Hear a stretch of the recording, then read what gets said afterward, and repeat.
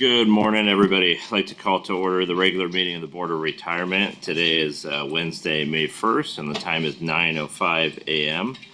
Let's go ahead and do our legal requirements. Thank you, Chair Kehoe. This meeting is held virtually and in person, so I will do a roll call of the trustees to confirm attendance. Mr. Green is on his way. Mr. Razzo? Here. Mr. Harris? Here. Ms. Gray? Present. Mr. Sanchez? Here. Ms. Ginsburg? Here. Mr. Oakham? Here. Mr. Rue? Yes. Mr. Robbins? Here. Mr. Moore? Here. Chair Kehoe? Present. Staff participating in the meeting include CEO Santos Kryman, Deputy CEO Louis Lugo, Assistant Executive Officers JJ Popowich and Laura Guglielmo, Deputy CIO Jude Perez, Chief Counsel Stephen Rice, Senior Staff Counsel Frank Boyd and Jason Waller, Legislative Affairs Officer Barry Liu. Staff and managers participating today include Tatiana Bayer, Ricky Contreras, Kathy Delino, Chat Arande, Ted Granger, Cassandra Smith, Louis Gittins, Vincent Lim, Tamara Caldwell, Vicki Neely, Carrie Wilson, Hernan Barrientos, Patty Silva, and Ricardo Salinas. LACERA's medical advisor, Dr. Glenn Erisman, will also be joining us today. Trustees, please use the raise your hand Zoom option to be placed in the queue. At this time, we ask all meeting participants to mute their mics until you are ready to speak. And now we may proceed with the agenda.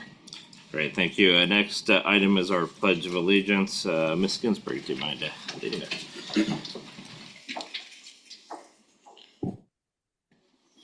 To the flag of the United States of America and to the republic to which it stands, one nation, under God, indivisible, with liberty and justice for all.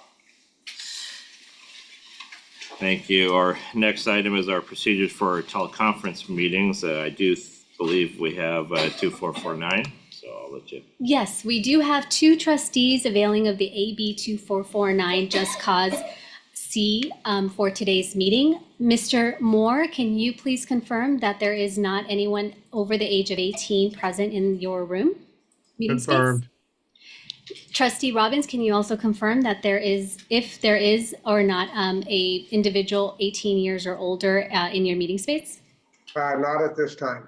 Okay, we may proceed with the agenda. Great, thank you. Our next item is the approval of the minutes of the regular meeting of April 3rd of 24. Been moved and seconded. Let's please vote. Mr. Razzo? Aye.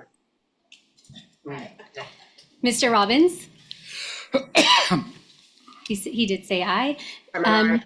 Great. Ms. Ginsburg? Yes. Mr. Rue? Yes. Mr. Moore? Yes.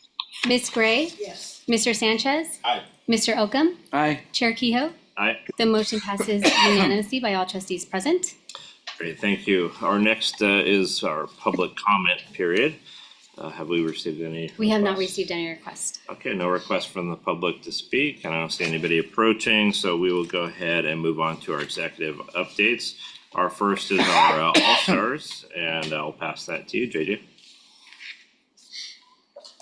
Thank you very much, Chair, and good morning, trustees. This is our LACERA All-Stars, and so if you'll take a moment to recognize staff members who have gone above and beyond the call of duty and helping deliver a great member experience to our members and to our fellow staff. So please join me in congratulating Armin Castillan, Valerie Curez, Yadira Luna, and Angeles Garcia. Those are our all-stars. Our ride share winner is Larissa Fradkin, and our web watcher is Cookie Harania. And if I may take a moment, I want to also recognize a group of folks that put on an event for OSERS.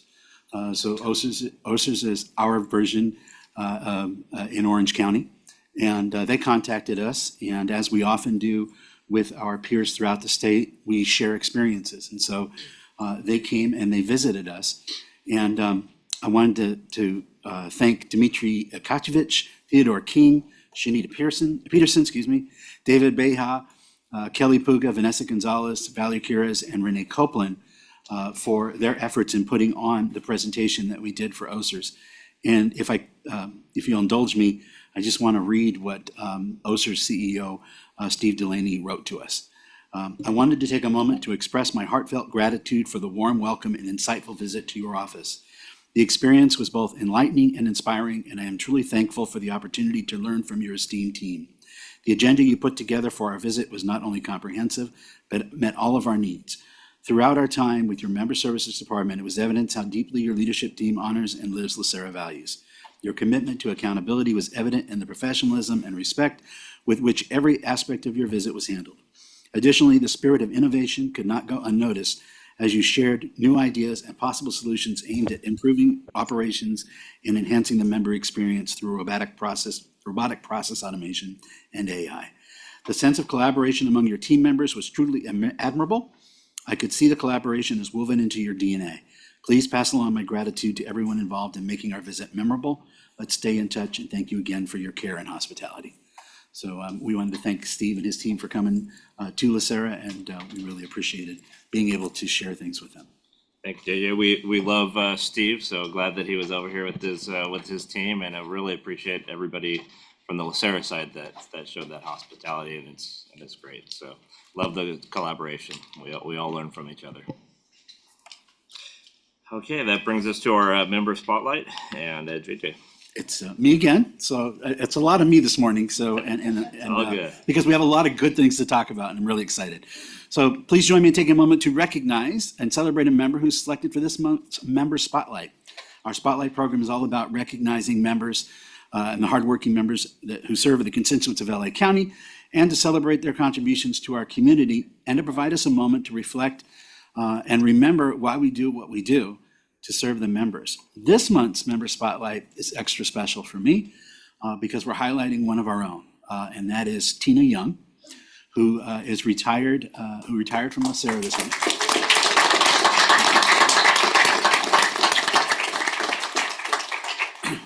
"32 years and 9 months with the county. And she started as, I believe, a intermittent clerk typist back in '91. And she started with the county. She eventually transferred over to LACERA. I have to highlight this. She was proud that she followed the advice of her personal hero, which was her father, who said, get a job with a pension. And she did. And boy, did she become an integral member of LACERA. She was one of the pivotal employees who was part of the start of the employee council team back in 1992. Now, we may not hear much about ECT a lot, but ECT is a employee-driven organization that focused on making the culture of LACERA better. So it's a bunch of people that come together and they put on events like our Cultural Day, which is a day normally when we staff members have a giant potluck, but it's all based on their culture. So you get everything from Filipino food to Italian food to Russian food, and it's just a celebration of who we are. The ECT does many other things. They also organize our company picnics when we do those, various trips that we take in the past, and it's just all about bringing us all together. And she just has been a tremendous employee. I enjoyed working with her tremendously. What she's going to do now that she's retired, she volunteers, she gives back through her church, and she serves as a 12-step program counselor and mentor and inspirational speaker. And we really appreciate her and all of her service. So thank you again, Tina, for everything you've done for us.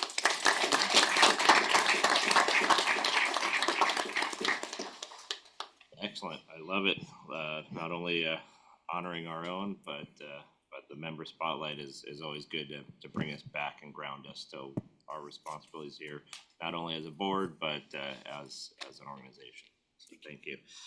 We'll move along to our service award and recognition. So I think we're going to do, Lewis is going to come up first. Yeah. Good morning, trustees. Good morning. My name is Louis Gittens. I serve as the division manager for benefits. Today, I want to present to you Paul Carranza. Paul Carranza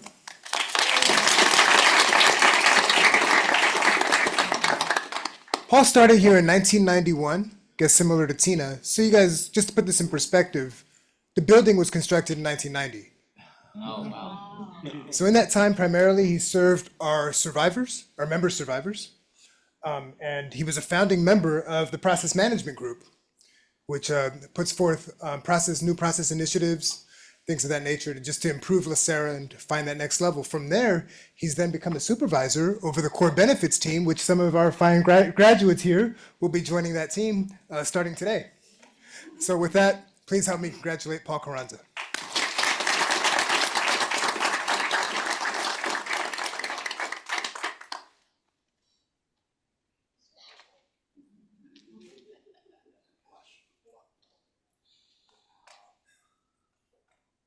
Feel better, Louis. I forgot that.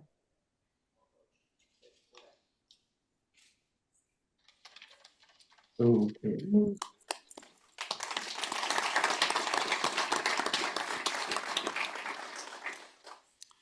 Okay, so we have some more recognitions because, as I said earlier, this is a very special day. Today we are going to recognize our newest class of graduates from our Specialist Benefit Training Program. This year we have 15 graduates from the program. 10 of them will be going to the Member Service Call Center. 3 of them will be going to the Member Service Center downstairs. And then 2 of them will be joining the benefits team.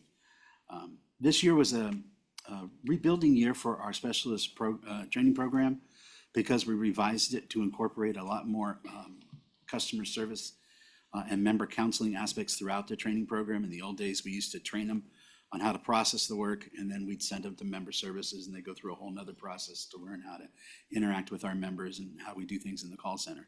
But this year we switched it up and we meshed it all together so that they learned how to do the processing of the work and how to interact with members as they went along.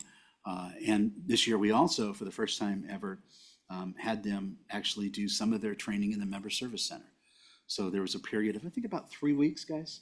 Yeah, about 3 weeks where they sat and did side-by-sides with experienced veteran staff members and counseling members. And then they switched, they actually did some of the counseling too. And then interspersed with that, they had classroom discussions about counseling techniques. And so Percy, he put together a very innovative program where he oversaw the scheduling of their one-on-one or their side-by-sides, and then he did that interactive discussion, and it was just a tremendous program. I also want to thank Mary Arenas and Dana Brooks and a whole bunch of folks in member services, QA, and benefits who all contributed to the program. Mary and Dana were the prime trainers that organized the program and put it together. And there was a whole long process that went into revamping the program this year. So really very proud of that team. So we have, one other thing I wanted to say. This team, this group of new hires also represents a second group of new hires that we've hired under the premise that they're going to be what we call hybrid specialists. And that means that, at some point in time, we will assign them to work sometime in the member services and sometime in benefits. And to get that kicked off with this group, we're going to start it within member services. And so while some of these folks are going to be scheduled to work full-time in the member service center and the call center, 1 or 2 of them will be switching back and forth between the member call center and the member service center. On a regular basis. So they'll start to get that hybrid field. And the whole idea there is to create a really well-rounded specialist that can be assigned to work with anywhere within the RBS 2 series that we fill them with. And then the trustees will be glad to hear, while we're sending 3 of the trainees down to the member service center between beginning of June and the beginning of July, another 6 veteran staff members in the call center will be transitioning down to the member service center. So this will allow us to open up our appointments and start serving and seeing more members and getting out in the field and doing things that we need to do. So there are a lot of exciting things happening, really super excited for that. I'm super proud of this class. And so with that, we want to do something a little different this year. We want to invite 2 of them to represent the class and say a few words, and then we'll get certificates and take the picture and do all the things that we normally do. So we're going to start with Jeremy Vega. And Jeremy, you're a transfer from a county department, if I Yeah, I remember. can't do 10 years at the probation department. Yeah. So come on up and introduce yourself.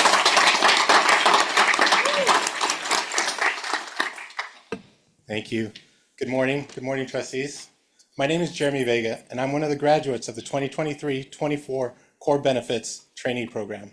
I want to start off by congratulating my fellow trainees. Congrats, guys, we made it.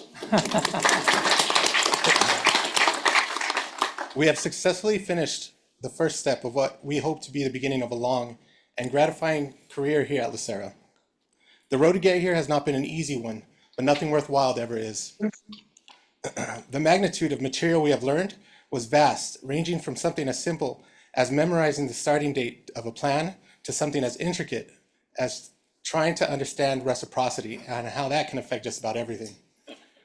When you add an, when you have an overactive imagination as I do, the possibilities of hypothetical scenarios can get pretty complicated. But the training staff always encouraged questions no matter how unique the scenario was. While preparing for this speech, I asked my classmates what they thought were the most difficult subjects we have learned. One of my fellow trainees amusingly answered with the complex scenarios you would come up with in your head. Over the past year, we have covered almost every aspect of retirement in regards to LACERA. We have learned about the state and federal laws as well as the bylaws that affect LACERA's operations, but learning these things is not enough. We have also learned how to convert what we call LACERA speak into member speak. And that means being able to convey to members these complicated subjects into ways that are more easily understood.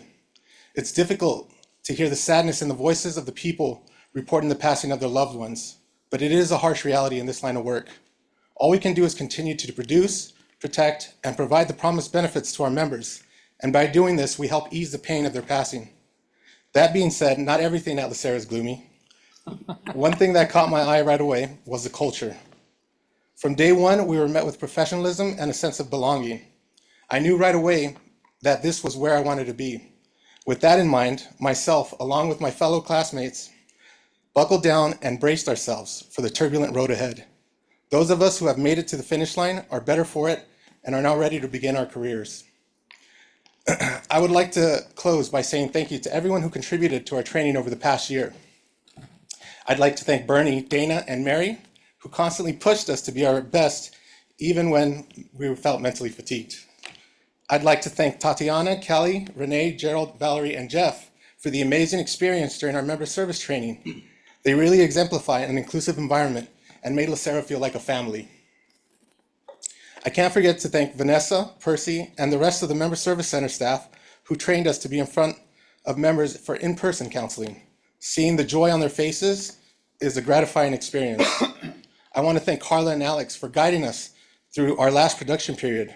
Their leadership made the transition from member services to benefits feel natural. Lastly, I want to say a special thanks to our executive office, Santos, Lewis, and JJ, for their frequent visits to our training room, providing us with motivational words and encouragement.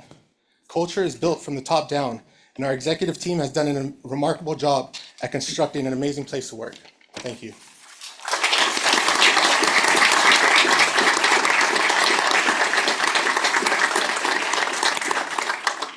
And Congratulations. next is Jeremy Lee. So Jeremy? Jeffrey. Forgive me, Jeffrey. JJ, ever the Joker. I need better glasses is what I need. Wow, Jeremy, that was a really, really amazing speech. It makes mine feels like a summary of yours, actually. I don't know how to continue, but I'm gonna give it my shot. I'm gonna give it my best shot. Good morning, Board of Retirement. It is an honor to stand before you today and to speak on behalf of my class. My name is Jeffrey Lee. I am one of 15 graduating trainees from the 2023 to 2024 Retirement Benefit Specialist class. Our training started 1 year ago. We were trained to be hybrid specialists to be excellent at both benefits calculation and member services, and to represent LACERA's mission of produce, protect, and provide the promised benefits to our members. Before this class, many of us never thought about retirement in great detail. It always seemed like some faraway goal that we would reach and figure out as we got closer to that age. During this class, we were confronted with the realities of retirement and became acutely aware of the successes and struggles that our members faced. We learned the nuances of different plans and how factoring different aspects of their situations can impact their benefit payments. Learning all of this hasn't been easy, but we are proud to be one of the first hybrid specialist class, and we were offered the privilege of learning the call center, the outreach center, and the benefits department. This wide exposure to the different fields of LACERA provided a big picture view of the retirement process and gave us an in-depth understanding of how costs and payments are calculated. Looking forward, we will use this newfound knowledge to help the members and ourselves prepare for a healthy and secure retirement. We seek to apply our detailed understanding in our interactions with the members. Having worked amongst multiple departments, we will continue to promote a culture of inclusivity, collaboration, and teamwork. I am excited to serve our members in the Member Services Center under Tatiana Baer and Vanessa Gonzalez. As a class, we are grateful for the opportunities they have given us to this day. This class would also like to thank Louis Giddens, Dmitry Katovich, and Kelly Puga for their consistent support since day one. To Bernie Buenafor, Dana Brooks, and Mary Arenas, and our QA trainers, thank you for being excellent quality auditors and for keeping us on our toes. To Jeffrey Shelowitz, Gerald, Renee, and Valerie, thank you for guiding us in the call center and for teaching us how to assist members efficiently. To Percy Petrov and to Percy Petrov and Vanessa, thank you for guiding us in the outreach center. To David Beha, thank you for guiding us in the member care unit. Thank you to the executive team, namely JJ Popovich, Louis Lugo, and last but not least, our CEO, Santos Kryman, for their leadership and for sharing their own personal journeys of growth, both at the other departments and here at LACERA. Thank you for allowing us to work amongst different divisions and to form a well-rounded perspective and develop interdepartmental teamwork, which makes us better specialists overall. To the Board of Retirement, thank you. I look forward to serving you and our members in the future.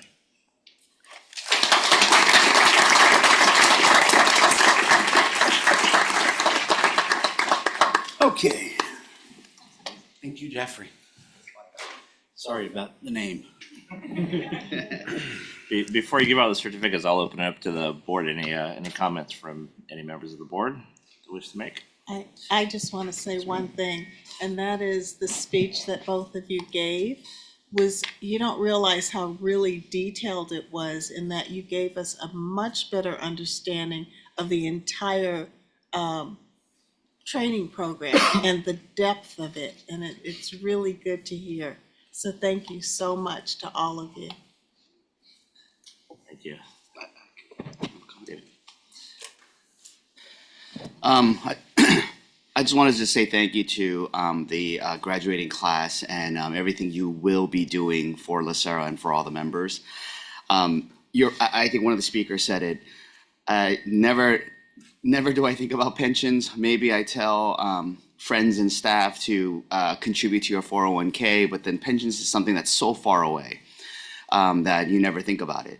I just remember having this past week, I was meeting with friends for dinner who are also county employees, and they were, now that we're getting a little up in age, they were very excited to meet with you guys to learn about pensions, early retirement, all the different variations.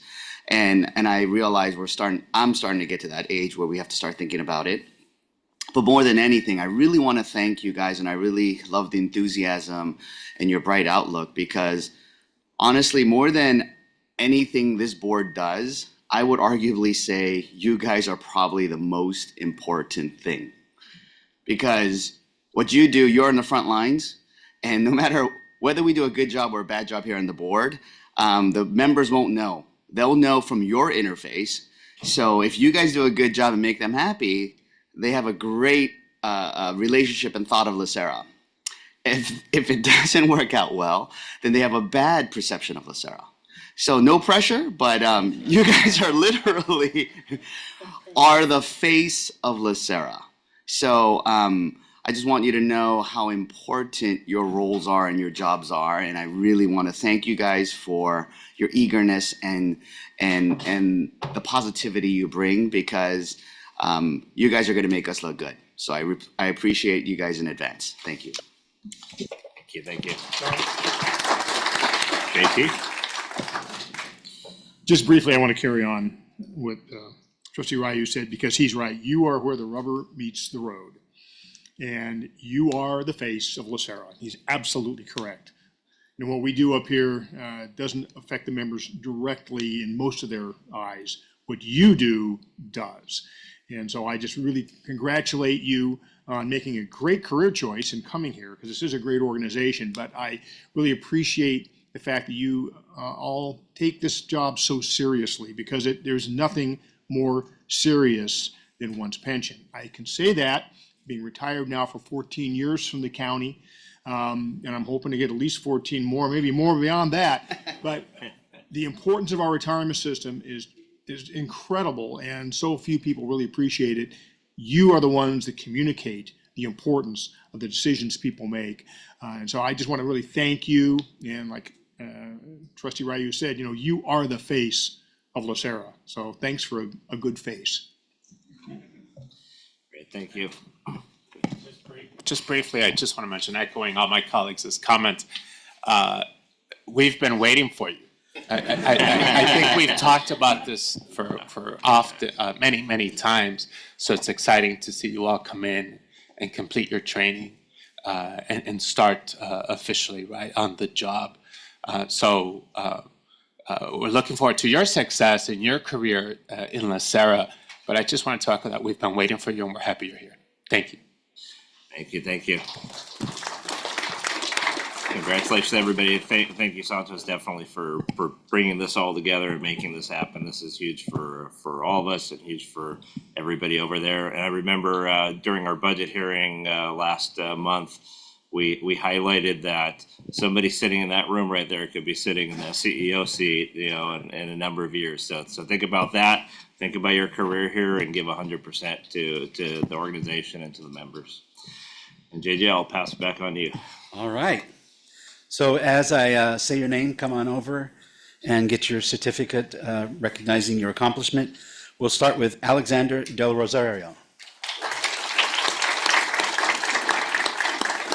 Congratulations. There you go. Thank you very much. Next is Ariel Louis.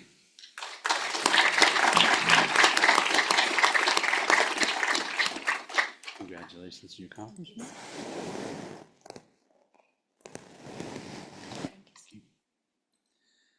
And next will be Alan Wu.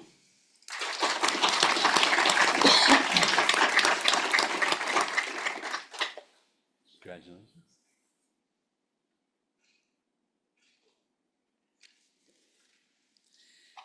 Let's hope I pronounce this name correctly, so please forgive me. Chuchen Emily Shen. Did I get it right? Yes.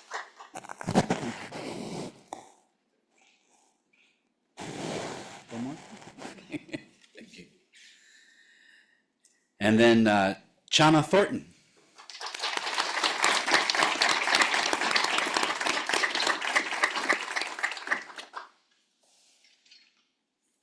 The vest. I love vests.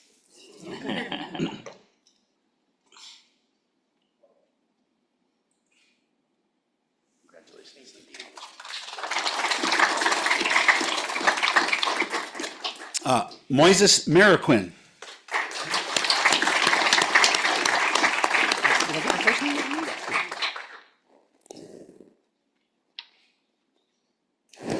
Thank you. Jeremy Vega. Come on back over. Congratulations. Wonderful speech. Congratulations. There you go. Jeffrey Lee. I'm never going to forget this. Congratulations, Jeffrey. Thank you. Yeah, you did. Thank you. There you go. Jade Lynn. Congratulations.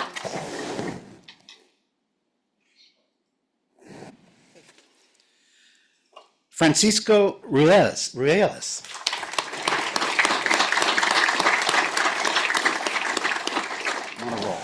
Thank you. Simon Zhao.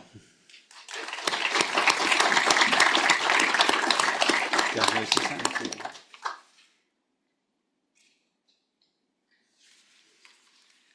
Selena Murrow.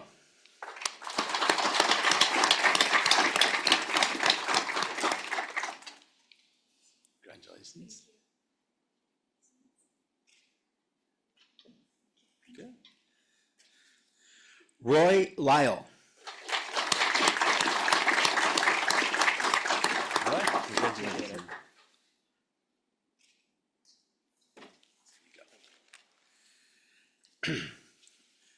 Okay, this one's going to be challenging too. Nochik Gilabachian.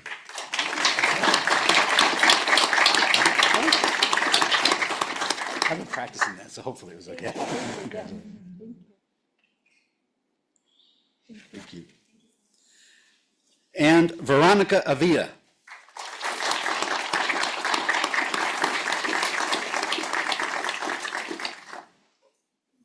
Congratulations.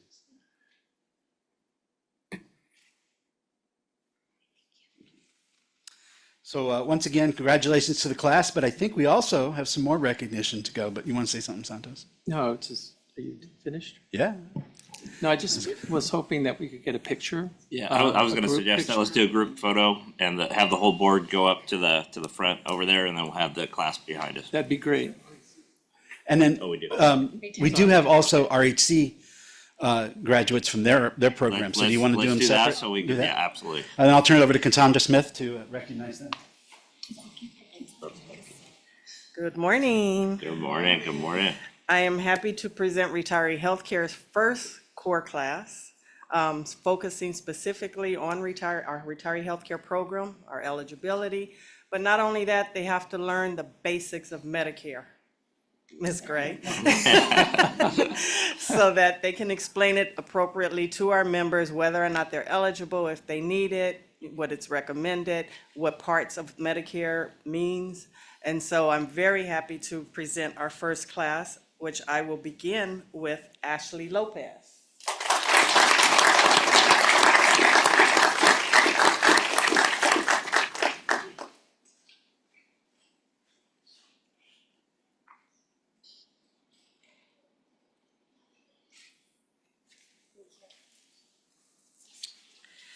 Next, of course, Elazar Martinez.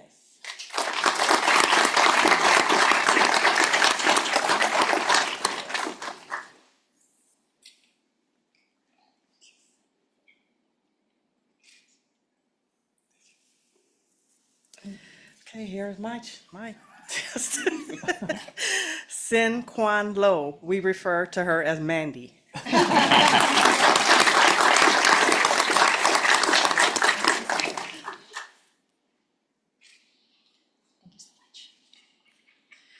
Andrew Serrano.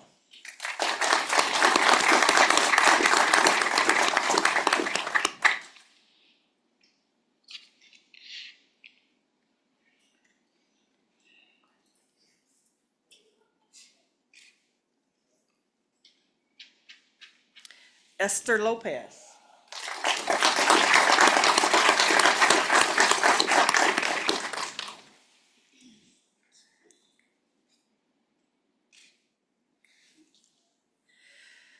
John McKee.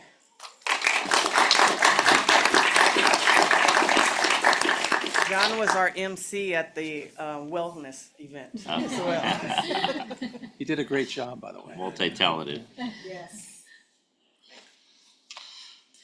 Erica Alonso.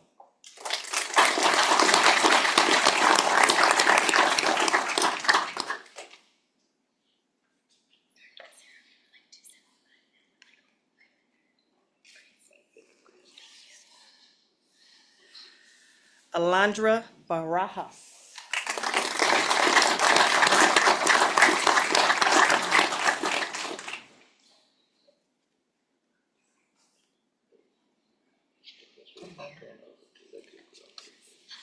Christopher Lamb.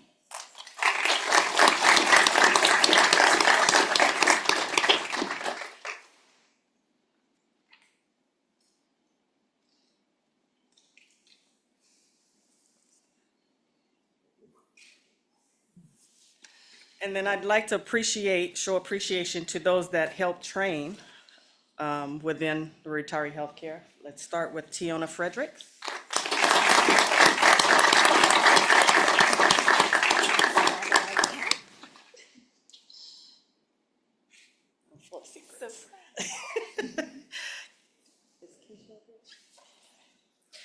Janet Chan.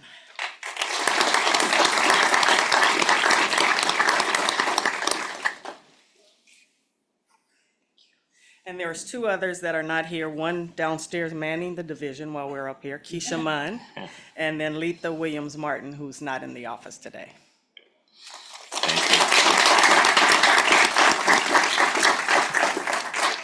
Thank you, and all the board comments extend to both sides of the shop there, 100%, because I think I get more phone calls on retiree healthcare issues. I do get a lot on the member side, but very much appreciate both sides, and welcome to the team.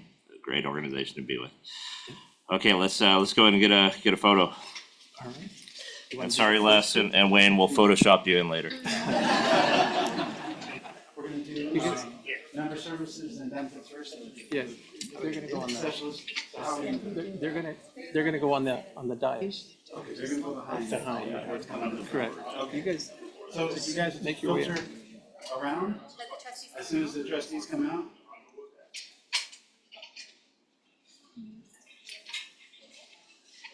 Okay, here we go.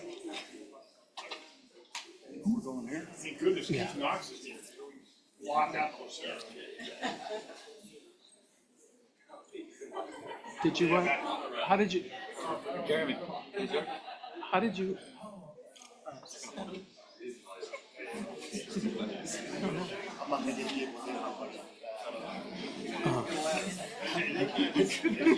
It's the other shit.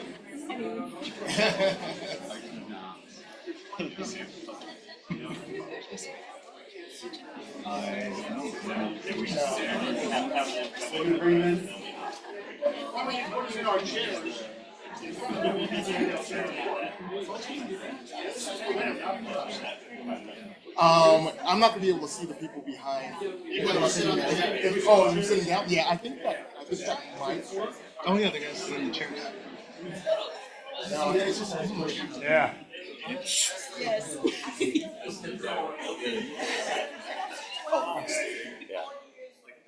Oh, I see some screens. Can I have more of just move everybody down that way? There we go. Or should we scoot in too? Get Sean over here. Sean, I'll sit here. I'll sit here. Okay.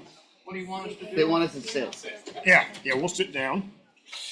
Everybody on this side is in the. Here we go.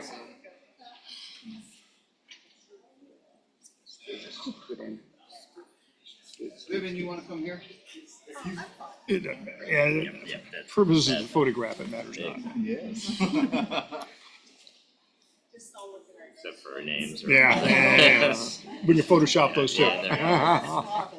Everybody's in the picture. So smile. I want to take a couple, so make sure everybody's eyes are open. Smile. Good. Hold that. Another one. Smile. And one more. Smile. Good smile. Good. Good.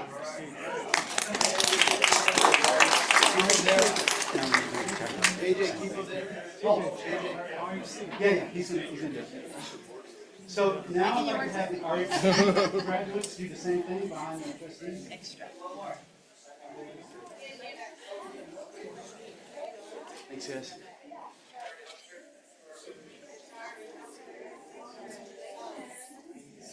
They're coming, they just, yes. Yeah.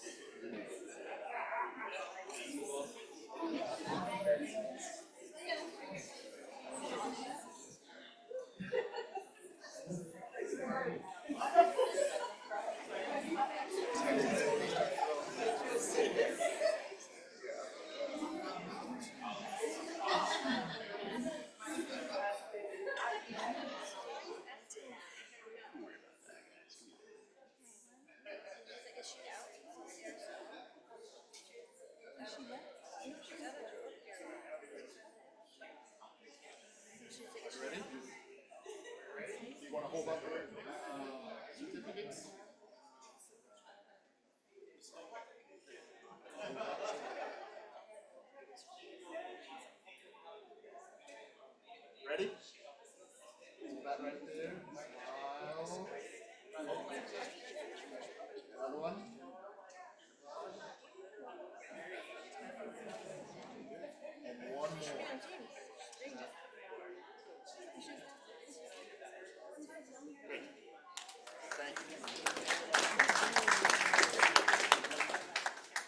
Courtney, later on, if you can get a picture of me with all of that.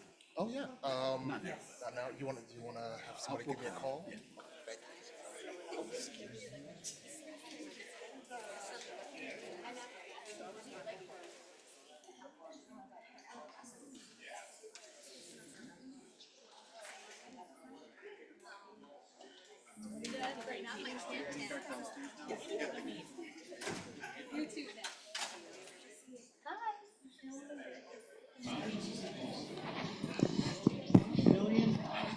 Okay.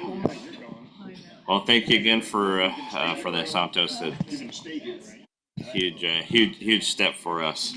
Absolutely. Okay, and that is a perfect segue to our CEO's report. Yes, very brief report. So I just wanted to remind everyone that the Board of Retirement Offsite will be this month, May 28th and May 29th at the Westin Hotel in Long Beach. So we're busy preparing for that. Also, in terms of recruitment, we continue to work with the investment staff to make some final selections and go through the selection interviews. Mr. Rice has also been interviewing individuals to fill some of his positions. I think he's getting close to making decisions about staffing. Also wanted to point out that that on the first page of the report, it shows the attrition rate that we talked a little bit about as part of JOG C, that we're right around 4% attrition rate. We're planning on hiring a new class. 19 individuals, I believe, are going to come. They're going to begin sometime in June or July. We're trying to get through the background checks and so on and so forth. So in addition to the fine staff that we've just witnessed, we're looking forward to this new group. We've done a lot of lessons learned, learned what worked, what's not working, made some adjustments, as JJ mentioned before. We're going to do a debrief with this group as well to see if we can improve the experience as we move forward. So I did want to mention that one of the positions that we submitted a job bulletin for was the administrative service analyst positions. There were approximately 1,200 applications that we received. 800 of those applications really came for the entry-level position, and so I think we hit the market at the right time. People are looking for work, people are graduating, and so we're in the process of going through all of those applications as quickly as we possibly can and begin the interview process for those positions. Carly has done a good job of hiring up on her side of the shop, and so she's in the process of deploying and starting new liaison strategies for each individual division so that we can highlight their specific hiring needs moving forward. The last thing that I wanted to bring to your attention is you received an email from Mr. Popovich yesterday about the Board of Supervisors approving the 2024 election calendar. I just wanted to highlight a couple of dates for you all. The nomination period begins on May 13th, which is about 2 weeks away. It'll go from May 13th to May 17th. I'm sorry, the nomination period is actually May 22nd through June 21st. That's when the nomination period begins and ends. Voting will begin on August 5th of 2024. It'll go through August 30th of 2024. The preliminary results will come sometime around September 11th, and the Board of Supervisors should declare the election results official on October 22nd.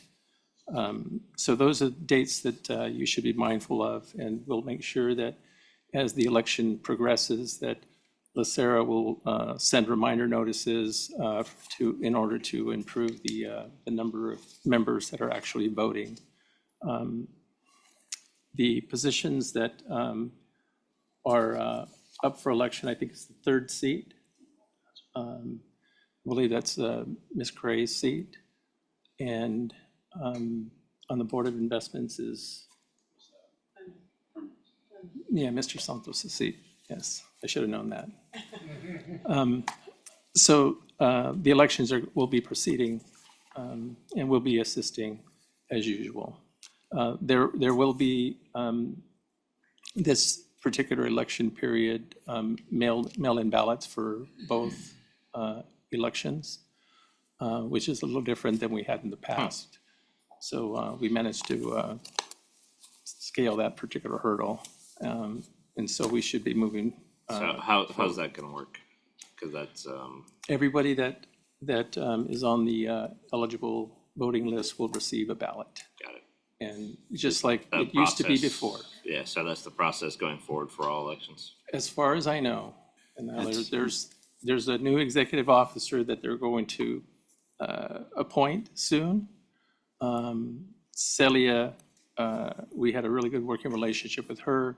I don't suspect that anything's going to change, but her and I had a lot of discussions about the mail-in ballot. And so it's incumbent upon myself and Mr. Popovich and Mr. Lugo, quite frankly, to make sure that we express this board's desire to continue with mail-in ballots. That's very good. We had said, on the safety side, we had significant issues with that I didn't make issues out of, but there's people that don't have access to computers, specifically because they're work assignments, that were not able to vote. So I encourage us to continue the paper ballots so that everybody has an opportunity to vote. Okay. That's the conclusion of my report. I'd be more than happy to stand for questions. Okay, we'll open it up for CEO's report. Any requests from the board to speak? I see none.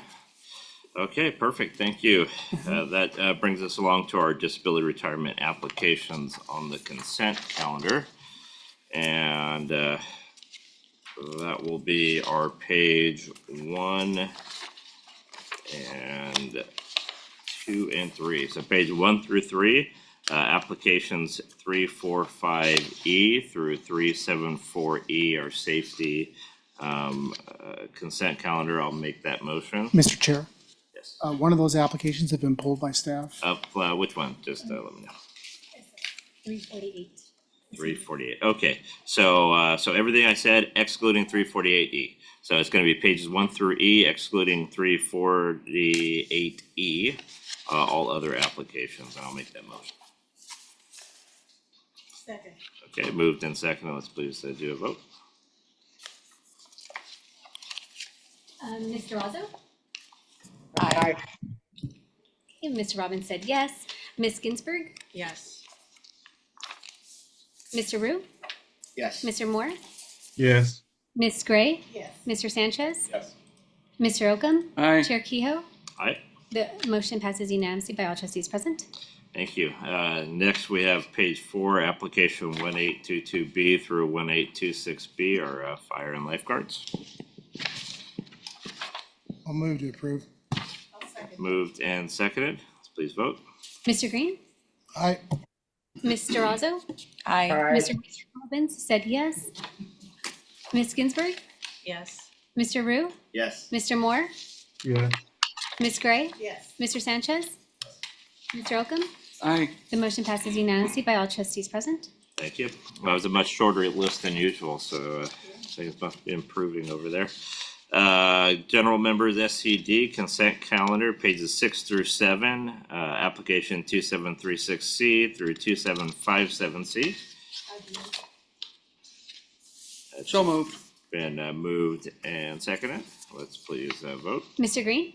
Aye. Mr. Razzo? Aye. Mr. Robbins? Okay, he saw him say yes on the screen. Ms. Ginsburg? Mr. Rue? Yes. Mr. Moore, Yes. Ms. Gray, Yes. Mr. Sanchez, Yes. Mr. Oakham. Aye. The motion passes unanimously by all trustees present. Great, thank you all. This moves us along to our consent items. This is item 8A through C.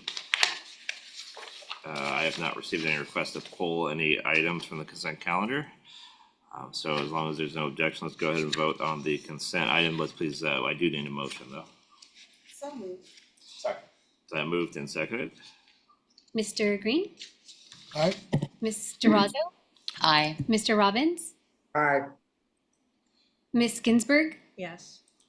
Mr. Rue, Yes. Mr. Moore, Yes. Ms. Gray, Yes. Mr. Sanchez, Yes. Mr. Oakham. Aye. The motion passes unanimously by all trustees present. Great, thank you. And so we just approved the revised education and travel policies. So once that's adopted by the Board of Investments, if we can get a copy sent to the board, appreciate it. Okay, that's moving on to our excluded consent items, which we have none. So we'll move on to our non-consent item. This is our SACRS officer elections. And we have a memo dated April 1st, 2024 with the SACRS slate of officers. I'll first open up for discussion if there's any comments. I have one comment. Yes, Ms. Gray? I'm actually chair of the nominating committee, and this slate that has been presented to the board to vote on, we went through a lot to decide these individuals who are a great fit for all 20 systems. Mr. Herman Santos, who was also on the committee, really drilled down, as you all know he's famous for. But this is the slate that we came up with that will further SACRS' work and make it a great organization for all 20 systems in California.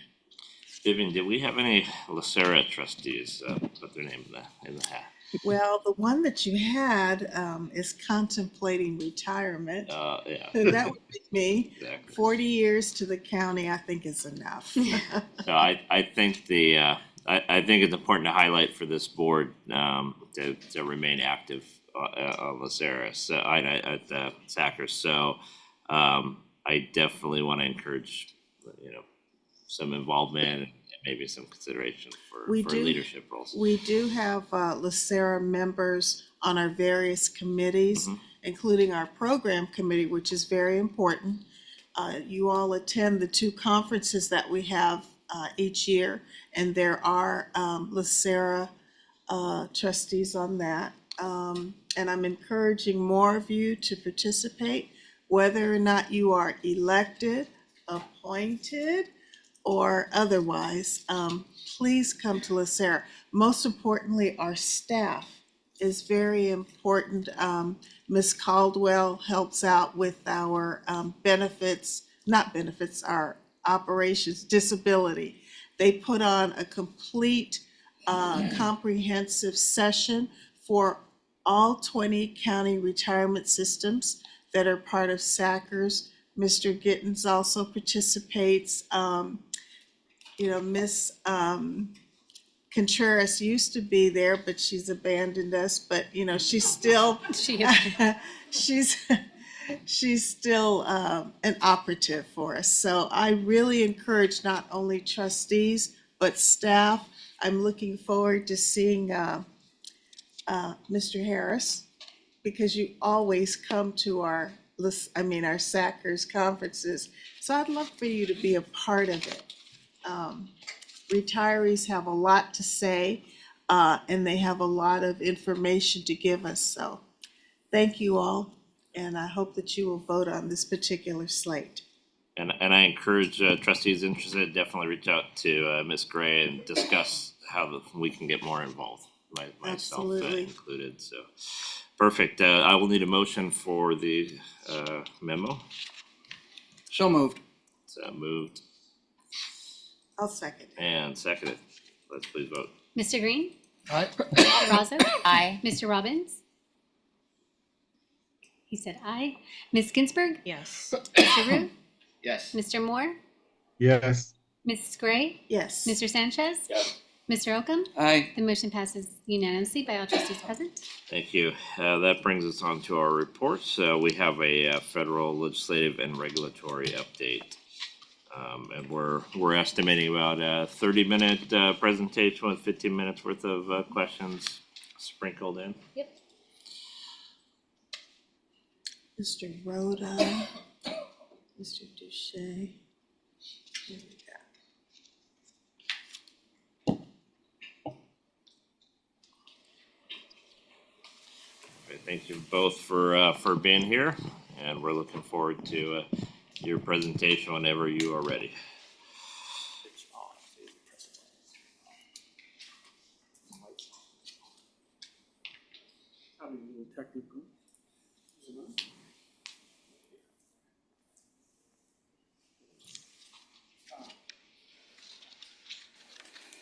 Is that working? Good. Mr. Chairman, thank you, trustees, staff. It's great to be here today with my colleague Shane Doucet and, of course, Barry, who keeps us marching in the right direction. And I wouldn't have come 3,000 miles and not mentioned the political context, of course, in which that we find ourselves in Washington, D.C. We have the rematch at the presidential level that many did not want, but we have it nonetheless. And we have to exist in that environment for the next 6 months until we have a decision. And hopefully we will have a decision on election day. But we don't know really what issue is going to turn the electorate. I mean, there are major issues. Campus unrest just here down the street, wars, inflation. Any one of the social issues can turn someone's head in the last few days of the election. So I make no predictions about the presidential election.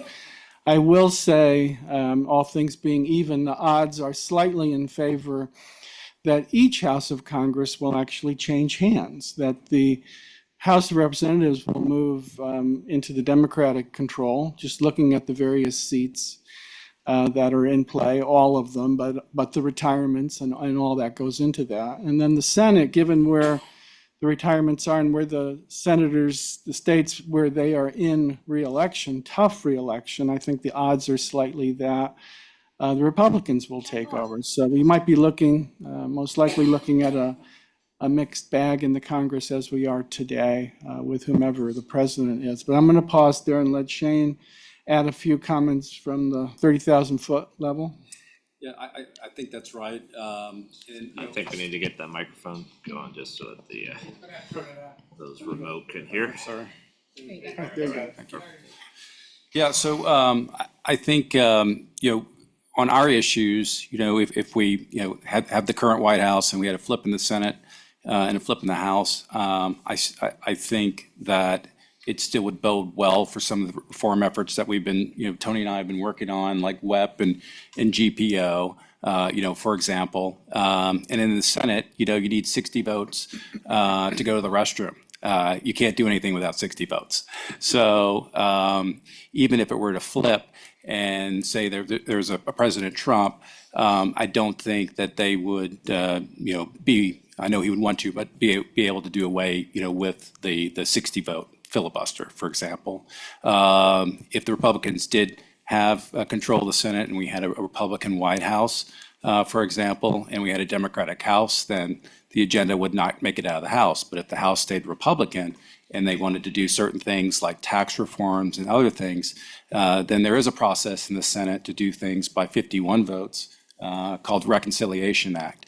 And that's how we passed, prior tax laws. Also, half of the Affordable Care Act that we passed with President Obama was actually done through the Reconciliation Act. So there's potential possibilities, with those scenarios.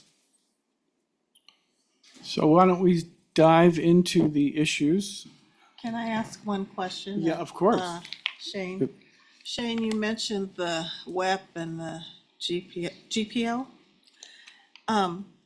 I've been on the board for 12 years, and for 12 years I've come with you all to Washington, D.C., and one of the biggest issues that we have really pushed is an abolishment of those two areas, because it really affects all of our members, particularly those who have contributed to Social Security, only to have the money that they put in and were earned taken away from them just because they have a good government pension plan. And sometimes when you really look at the average amount of a pension benefit, it isn't very much to live on, particularly here in California. So at some point, do you think there's going to be any movement, at least in my lifetime? Do you, I know you directed the question to Shane. We are going to cover it later, but we can do it now if you'd like. Yeah. All right. Let's do it. Let's do it. Did you? I'll start. Yeah. Yeah. So, so we've had 2 hearings, and I do think that is significant, in this Congress, from the Republicans in the House. One was a field hearing that was done in my home state, Louisiana. As many of you know, I'm a native of Louisiana, and for some reason, there are a ton of Louisianians that are also caught up in the GPO and WEP issue. And I've worked with law enforcement for over 20 years too, and I have a lot of my law enforcement clients who have been dealing with this for a while. So I get Vivian's question on a monthly basis. Can I ask you, yeah. I'm sorry to Yeah, yeah. interrupt. There are a lot of newer trustees on this board, Mhm. and I don't think they know what WEP or GPO is. Oh, okay. Real quick. Yeah, so the windfall elimination provision, that's WEP. It's a penalty against your Social Security benefit if you also earn a benefit from a non-FICA covered position, such as public sector work where you're not covered by FICA, which in California that is the case. And in states like Louisiana, Massachusetts, and Ohio. And then the government pension offset is sometimes referred to as the sister penalty, but it affects, in the same context, survivor, spousal and survivor benefits. So the twin benefits have been in the law since the late 70s for GPO, early 80s for WEP. I know I share your frustration with how long any progress has taken on this, and we still work on it. But with that answer, do you want to continue? Yeah, so there's a bill that got a hearing in Louisiana. It was at a fire station. It was done by a congressman that I used to work with on the Hill, Garrett Graves, and his is full out repeal for the WEP and GPO, which I think is about what $180 billion over 10 years. Over 10 years, yeah, which is a huge score for Social Security. And,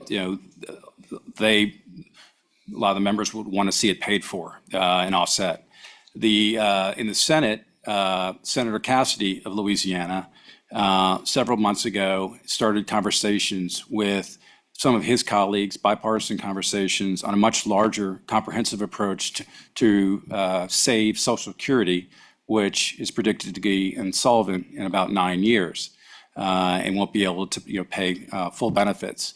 So they know that they can't politically raise taxes or raise the age. So they're trying to find a middle spot.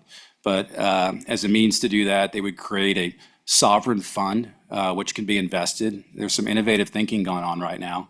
But they also want to reform WEP and GPO, and they've included it in their reform policy, which is a big deal for the Senate to actually get involved, because this has normally just been a House, over the years I've been working at, it's been more or less a House effort.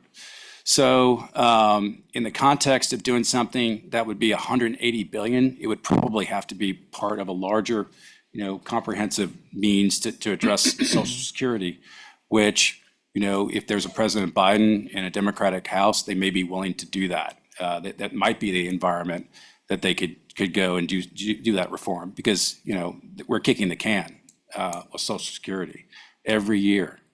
We know what's about to happen. Same thing with like the Medicare Trust Fund. Every year we know where we're going with it if we don't do something about solvency and sustainability. So I'm as anxious as anyone else to see this get done. I talk to people, almost on a weekly basis who are literally impacted by this. So, yeah, all that is correct. I will add just one point to it. In the hearing at the Ways and Means Committee, April 16th it was, the Republicans were actually very disciplined in their message. And as you know, so a lot goes into that behind the scenes to convey a disciplined message. And their message was, in my view, stressing 2 points. One is which repeal is probably unlikely, full repeal. However, Social Security now has advanced data, they have historical data, they can apply that data to formulaic changes to WEP. It'd have to be done by statute. And then Social Security would have to implement it. But to make the WEP and GPO formulas fair. And I think that's the road that they're going to go down, is not full repeal, but looking at the way the formulas work and trying to get to a place where each individual is getting a benefit based on his or her actual FICA wages versus non-FICA wages, and have a proportional formula. And these ideas have been around in Congress for quite some time. And the other major point that they stressed is that whatever we do for the 4% of Social Security beneficiaries affected by WEP and GPO, we have to bear in mind the rest of the 96, right? So we're not going to do something for the 4% that is negative to the 96. So that leads me to conclude it has to be done, as Shane points out, in a comprehensive Social Security bill, which we are edging closer to because Congress cannot avoid this issue for much longer. They've been very good at avoiding it, but at some point, their constituents are going to say, this is what we care, this is what you have to do. And so a long answer to your question, I do think we're getting closer to having the kind of the pieces come together, but it's not a this year thing. It may not be a 2025 thing, although we can't know that until after the election. Can you give us a general idea of percentages, if that would come together, how that would work actually, you know, for that 4%? And the other thing I would think is that, you know, they want to get elected. I don't think they want to tick 96% off for 4%. And that's a big issue. And like it could be something that's fair. So how do those numbers look? So I think the 4% who are affected by WEP and GPO, Congress goes after the WEP and GPO formulas. And that's how that looks. I mean, they go after a more proportional and fair formula. The larger program, Social Security at large, which I would say is going to have to be a mix of maybe some benefit reductions, maybe some tax increases. It's not going to be politically popular for members of Congress to do this. That's why they have avoided doing it for so long. But at some point, they are going to have to get to it. And I mean, I think that's what it looks like. Shane's comments about the sovereign wealth fund, maybe something like that can strike, you know, lightning can strike, and they may have an epiphany that we need to do something grand and bold and new. Social Security was grand and bold and new in the 1930s. So is this possible? Sure, but I think they probably, I don't know if they get there. The reforms that I've looked at, they would push, you know, doing raising age or doing any type, you know, increases like 20 years out. Right. You know, but they realize that they'll have to confront it at a certain point, you know, if they get there. You know, it's interesting, in the 30s, probably the average age expectancy was in the 60s. Yes. Right. Okay, so they were not paying out a lot of money, plus you had a lot of people coming and paying. So you got big problems how you solve that. All right, how do you increase this fund that'll go 20 years rather than 9? What do they have to do to that? You guys have any idea what those numbers are? No, I don't off the top of my head. I mean, another problem with Social Security at the moment is, well, there's longevity, which is a good problem, but it's a mathematical problem and it's a mathematical problem for a defined benefit pension plan as well. Is that there's a lot of income out there that is 1099 income. And ultimately it's captured through the filing of the tax form. But it's not getting the FICA money in the door quickly. So there is this lag in the system of funding Social Security. But I think when you look at Medicare and all the pieces that go into Medicare, and then you look at Social Security, there are very few dials on Social Security that you can adjust. And I think that they know what those dials are. It just becomes a politically, when do you have to do it politically? So I have a summary of what they're doing, so I'll be happy to send that to the board for you all. And then any questions that you have, I'd be happy to get answered from the sponsors of it. Yep. Great. So we'll start down this road. Well, I'll just stay here for a second. I'll just say next slide, yeah. So we'll do 3 buckets. I was watching the NCAA tournaments when I did this, so you see. Although buckets is a well-worn term. That's right. I watched both. Yeah. And buckets of income is a well-worn tax term. So we're going to do 3 things. We're going to look at what's coming in from regulatory landscape, playing offense, and we talked a big chunk of that, which is weapon GPO, and then playing defense. And you could go to the next slide. And so for the regulatory issues that are coming up, I mean, they all flow right now out of the Secure, they don't all, but most of them are flowing out of the enactment of the Secure Act 2.0. There is the mandatory Roth catch-up, which is for the over age 50 catch-up. So if you have a 457B plan, under the law, if you've made more than 145,000 FICA wages in the prior year, you have to make your catch-up contribution in the Roth method. So that is after taxes, and then at distribution, it is free of taxes. A lot of public plans caught in this, and the public employers said, we're not ready to do this. A lot of folks didn't have the Roth accounts set up. My law firm didn't have the Roth accounts set up. So the IRS pushed this off for 2 years. So folks now have until 2026 to get up to speed and make the changes they need to on the mandatory Roth. It's a complicated area, so I expect more guidance to come. The second bullet, which is a really interesting, I seeing all the young people in here a few minutes ago. So Congress, it's effective now.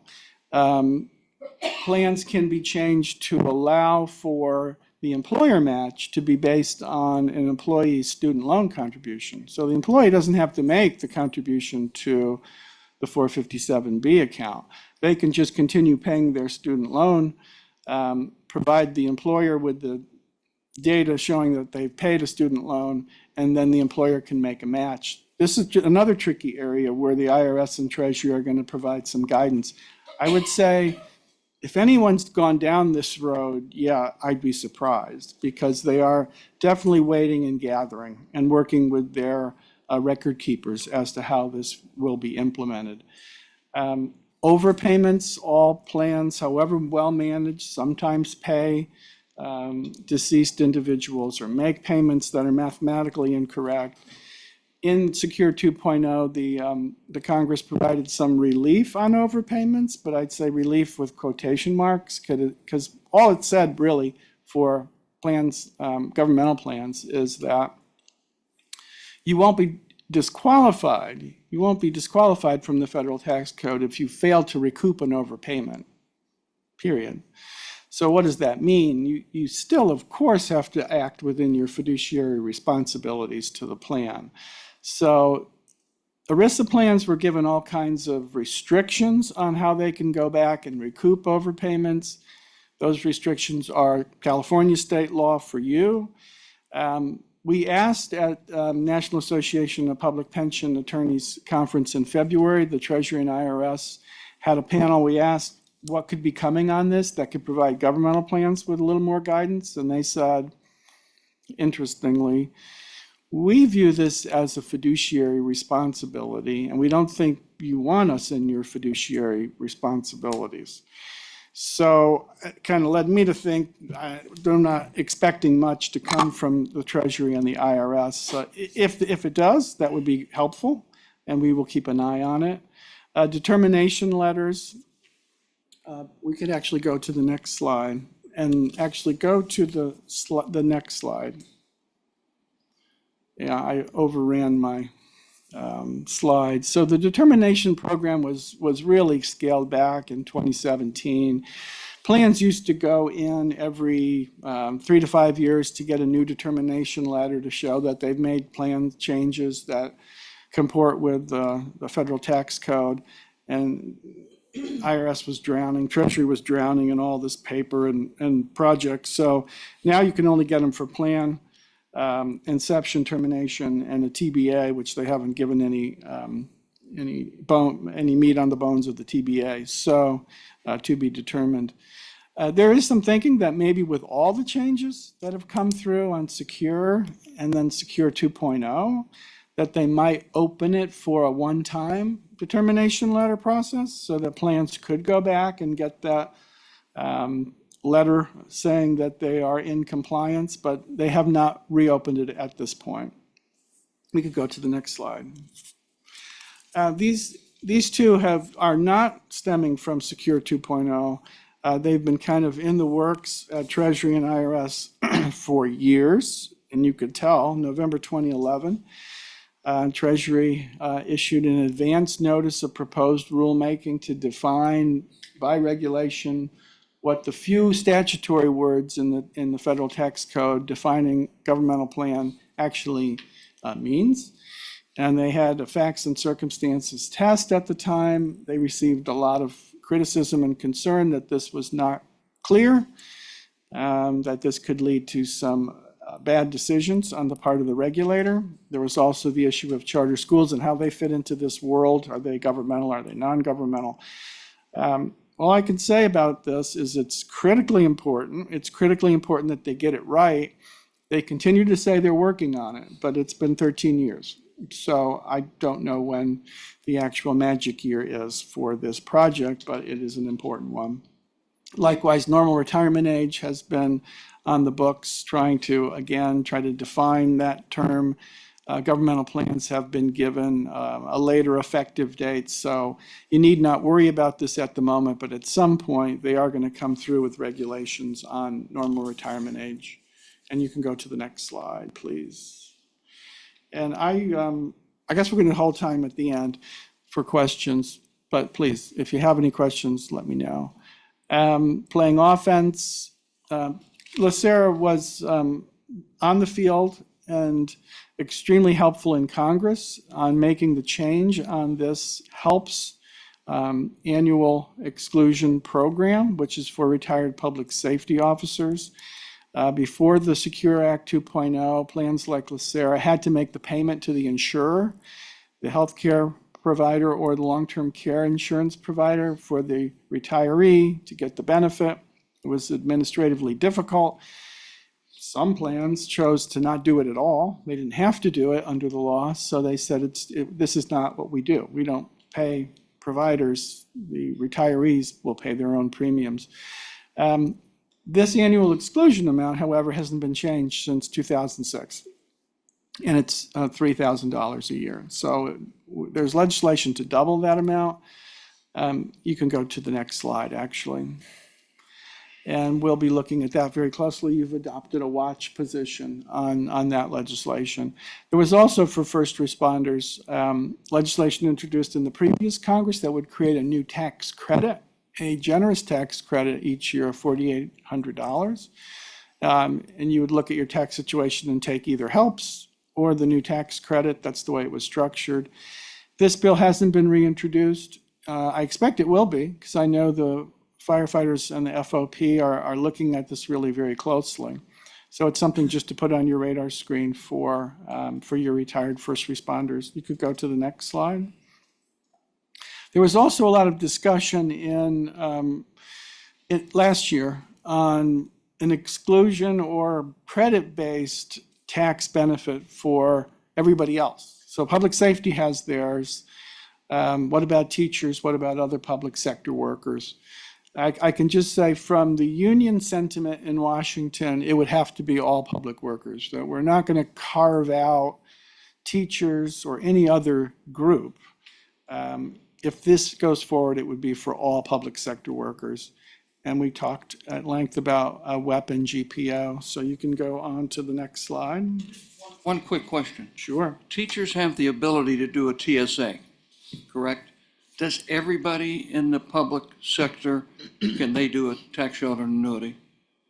Or is that only limited to teachers? You mean the 403B account? I'm not Or sure. this, so I would have to be clear on the question. I'm not sure the number, yeah. I mean, if it's an And I annuity. would imagine everybody can do that that's in a public sector of teachers or. It would seem so, but I'd like to check that. Okay. Yes. That would be interesting. Okay, very good. And playing defense, which is my least favorite thing to do, but very important thing to do. We can go to the next slide.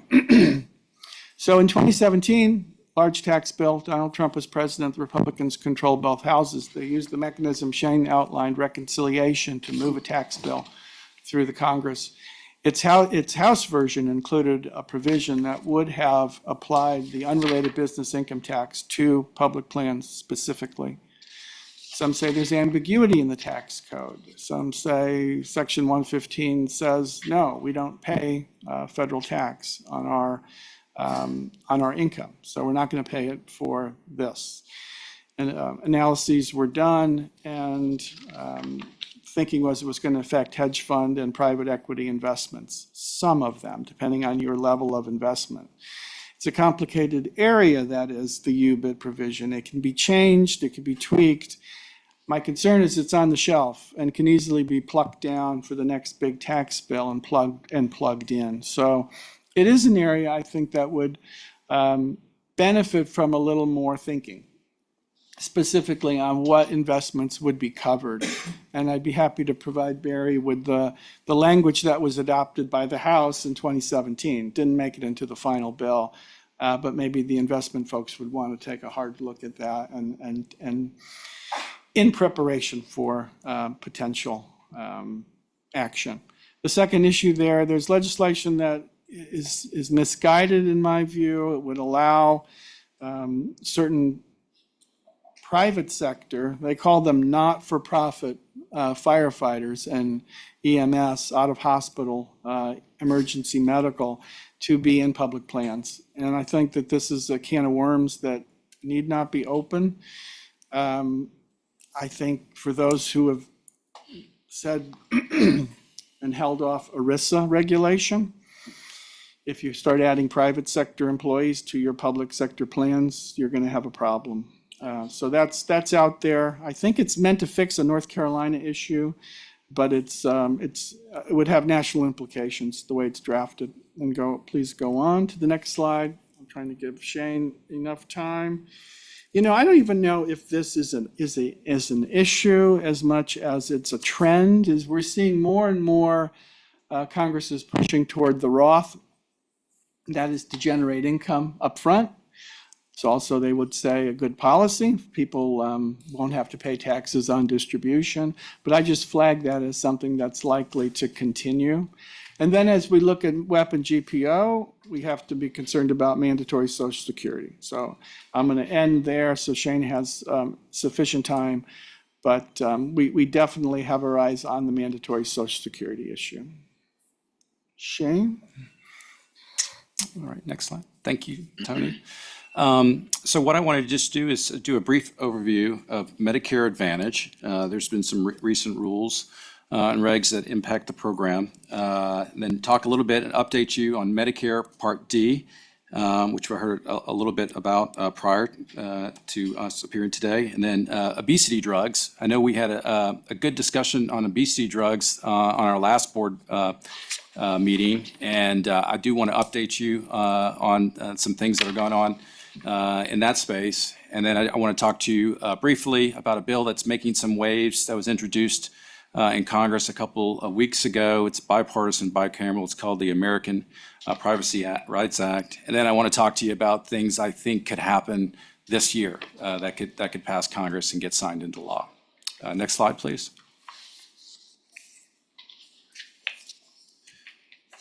Okay, so Medicare Advantage. The Biden administration has really been reforming the program incrementally for the last 3 years. And one of the things that they recently came out with, when they do a rate proposal every year and what they're going to pay Medicare Advantage, usually they start off really low, and the insurers make hay. There's a big lobbying effort by AHIP, Better Medicare Alliance, all the industries that are associated with Medicare Advantage plans, and usually that rate will go up, 1 or 2 percentage points. In this case, it did not happen, and the associations like AHIP and others were pretty upset about that. CMS basically is going to do a payment rate that equates to a 0.16% decline in payments going into 2025. And the reason for that is that CMS used a growth rate for projected healthcare costs of around 2.33%, which the insurance industry said was way, way too low. That doesn't come anywhere close to some of the surveys and reports that we've done, around 4 to 6%.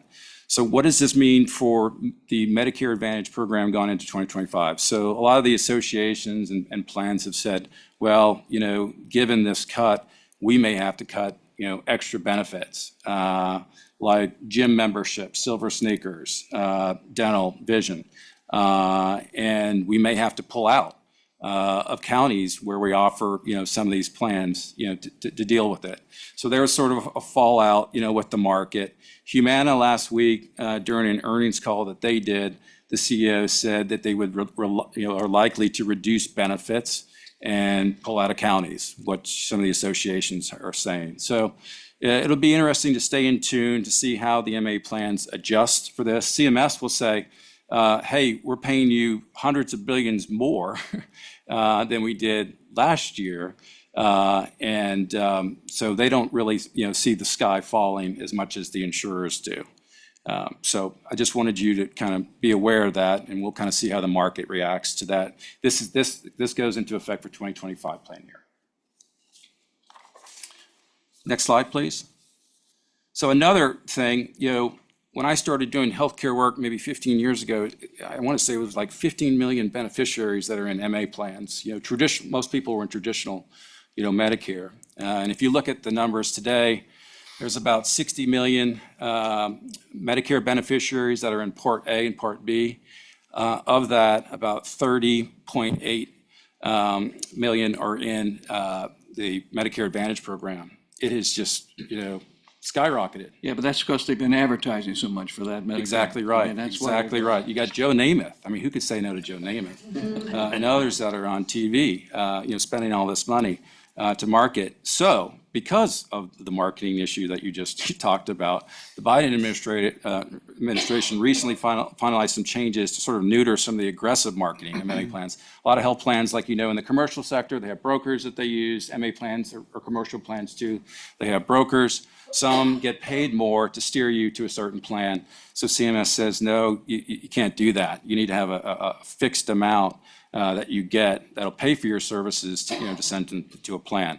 So when we have, a retiree that's 64, getting ready to turn 65, they go through an open enrollment, period. And I know Cassandra spends a lot of time probably educating members about that process, and you have a choice. You can do traditional Medicare. You can do maybe one part of Medicare and keep your commercial maybe for Part B. Or you can do an MA plan, and they all have differences and co-insurance associated with it.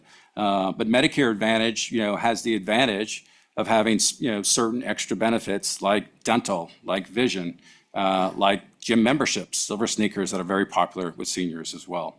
So anyway, the Biden administration has been, just sort of looking to tamp down on certain things that they see that's going on, with Medicare Advantage. Overall, if you look at the spend at the federal level, too, we have a board, a MedPAC, that is responsible for trying to keep Medicare solvent. The spend usually per beneficiary is much higher for a Medicare Advantage beneficiary than it is for traditional, beneficiary as well. So the government spends a lot of money with MA. One comment. The insurance companies are making it up on the other end. the traditional, because they're raising price. Too bad Steve's not here. They're raising prices there to make up for anything they're losing on the other side. So these guys aren't gonna lose money. They're gonna figure out how to do it where you don't have a, you're gonna change it once a year and it becomes an issue. That's right. They also, do other things to curtail utilization, which is the next thing we'll talk about. You're a perfect segue to my PowerPoint on prior authorization. One way is not to spend money on their members. And so Medicare Advantage, when I was talking about the differences, Medicare Advantage has prior authorization. So, we have a retiree that goes and sees their physician, and the physician wants to get Part B drugs or durable medical equipment, maybe diabetes strips or something like that, or they may need skilled nursing. If you're in a Medicare Advantage plan, you're most likely going to go through a prior authorization, process where the doctor has to send this to the insurer, and the insurers may say, no, you didn't meet the criteria to do that. So there's been, a high rate of denials that have come from providers and hospitals. The physicians are pissed off about it. So without passing legislation, again, the Biden administration is seeing what they can do through rules. So they did work on a prior authorization rule that would basically limit, what could be in the prior authorization, and really has to deal with the diagnosis and medical criteria. And they also said you need to make these decisions pretty quickly if it's urgent. If it's not urgent, then you need to do it in 7 days. So the prior authorization issue has been out there for several years. It's mostly coming from the providers and hospitals that are very frustrated about dealing with the insurers who are delaying care, for their patients. We're also seeing AI being injected into some of these denials too. So I'm keeping an eye out for that. I predict CMS will do more, things related to prior authorization too, coming down the pipe. Next slide, please. So we were talking about Medicare Part D, I think earlier, and as y'all know, and I talked to you the last time about this, we've got 10 of the highest cost drugs that are now being negotiated. The drug manufacturers were kicking and screaming, being dragged into this, and they're dragging HHS into court right now, but they are all currently now in negotiations with CMS as it relates to the Part D negotiations that we passed in the Inflation Reduction Act. We anticipate getting final prices, sometime on September 1, 2024, if they decide to go forward with it. But, CMS sent them what they think they should pay. They laughed and rejected it. They sent something back. CMS laughed and rejected it. And that's kind of where we are right now with that. As y'all know, there's been several legal challenges too, as it relates to it. But one of my favorite Elton John songs is I'm Still Standing. This Medicare Part D negotiation program is still standing. And the overall theme from some of the judges who have dismissed some of the cases that have been brought by some of the pharmaceutical companies is that, the government is a customer just like anybody else, and they can say, I'm not going to pay that price for something. And, they also say, if you don't want to participate in our program, it's voluntary, you can leave. You don't have to. It's not mandatory. So that's been the theme of most of the judges who dismissed all these cases going forward. So it seems to be holding its own. Next slide, please. So obesity drugs, we're seeing, an article, it seems like almost every day, dealing with obesity drugs. Being in the military, I just always thought about diet and physical activity. But over the last, several years, I've been, looking at some of these clinical studies that they've done with the obesity drugs, and there really is something, to it. I never thought there would be a magic pill, but there's been some really good outcomes, with some of this. And some of these obesity drugs are now receiving FDA approval. One of those drugs that did get FDA approval is Wegovy. And as y'all know, Medicare it doesn't cover weight loss drugs specific, to obesity. You would have to have, diabetes, for example, for a physician to offer a prescription.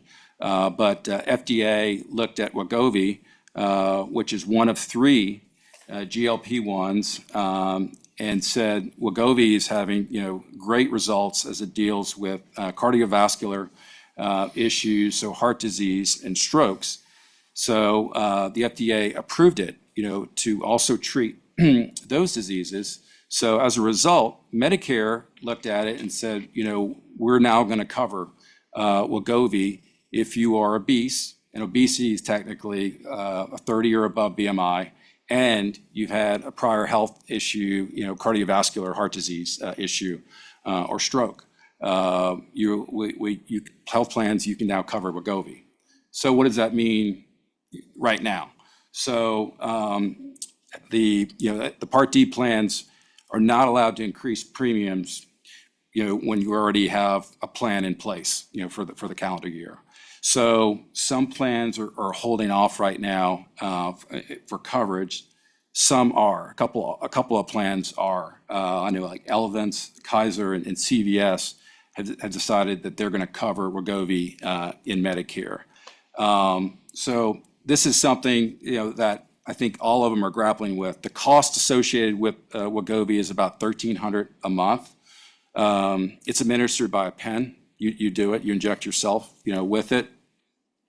Health plans are not allowed to charge more than 25 to 33% of coinsurance associated with that. So with your copay, if you're doing $1,300 a month, $1,300 a month is the list price, but manufacturers can also introduce a rebate in it. So there's going to be some negotiations that are going to continue, I think, this year with some of the PBMs, the health plans that are doing Medicare Part D, to see what rebates that can be offered and how they can manage it. It's estimated right now about 3 million Medicare beneficiaries could qualify, to use Wegovy. They have a condition that would offer themselves up for a prescription. So this is one, again, that on the commercial side too, employers are trying to grapple with how they can cover it. But I just want to give you that update on that as well. Next slide, please. So the American Privacy Rights Act, this is a bill that's been making waves in Congress. It was introduced a few weeks ago from Senator Cantwell in the Senate, on Senate Commerce, who chairs that committee, and then Chairwoman McMorris Rogers on the House Energy Commerce Committee. And the intent is really to try to harmonize some of the state laws that deal with protecting the privacy of consumers, because there's sort of a hodgepodge on it. But to be honest with you, the bill itself is really modeled off of California. And the bill, having looked at it, it really is dealing with large organizations who are spread out throughout the country to make sure that they're handling data the right way. It would create a private right of action for individuals if there was a data breach, for example, or something like that. But this law would also exclude small businesses, government entities, or entities that support government entities. And it does have a prevention provision in it, but it exempts several laws that are already in place. So the bottom line is, I just wanted to, more or less flag it with you, but I don't believe it's going to really impact us, going forward. And I don't think how it's being received in Congress is likely to get passed. So what can we expect to pass this year? So the House, last year, they passed a bill called the Lower Cost, More Transparency Act. It passed by 320 votes to 71. And this was really an attempt to sort of bring greater transparency into healthcare cost overall, what hospitals charge, what PBMs charge. And this is also starting to be sort of a common theme. But California already has some of the toughest laws in regulating, PBMs. Y'all are already doing a lot of the things that the federal bill, would do. For example, California limits PBMs' use of the manufacturer rebates, their abilities to pay pharmacies less than they pay health plans. You limit patient copays charged by the PBMs. You're doing most of this or even beyond what's in the federal bill. And none of the federal bill would do anything to preempt, what you're doing already. I think it would just sort of complement some of the things. So it just simply brings more transparency in the process of how the OPEB system works between PBMs. But this is one that the House and the Senate had a different bill, couple of differences. I think it can be ironed out, and they're looking to probably attach the PBM provision onto a must-pass bill. So I give this one a good chance of passing before the end of the year. Next slide, please. This is the bill I was talking about as well. Just, it's a little bit redundant, but it also allows employers to have access to plan data. You can go in and talk to your PBM about charges. You could audit them. You get to pick who gets to do the audits. Again, all in the spirit of more transparency. And it also requires hospitals to show the customers, their patients, the consumers, what their prices, they charge. Next slide, please. And that's it. On the previous issue, how would that directly impact LACERA? If you go back to the previous slide. Sure.